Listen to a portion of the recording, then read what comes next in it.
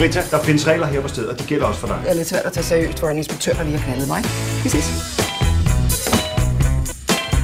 Kan du for at huske, du spurgte mig, hvorfor jeg blev lærer? Det får at beskytte børn mod deres forældre. Hvor meget I end nægter at indse det, så har I altså et virkelig irriterende barn. Så sig et eller andet, altså. Hun er jo lidt irriterende, ikke? Martha, sukker er mere vanligt end en heroin. Sukker er gift. Du vil vel heller ikke give gift til børn. Hvis de er irriterende nok, så jo.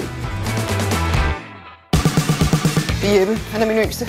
Jeg har 2 til, Molly og Rico. Alt det Rita er for jer. Jeg kunne slet ikke finde ud af det. Det er altså ikke, fordi hun selv er perfekt. Du er min mor, og du er dansklærer. Burde have vidst det. Har du prøvet at tage ecstasy? Hvad er det her? Det er en hovedpinepille. Okay. Jeppe. Hvad sker der? Er du aktiv eller passiv? Hvad, mor? Du vil bare gerne have det, som Bitten gerne vil have. Det vil man, når man elsker sin kæreste, og det er ikke Bittens skyld, at du aldrig har prøvet det. I er voksne nu. Og I kan lige pludselig se alle de fejl, jeg har lavet. Men I må ikke være bange for at blive lige sådan.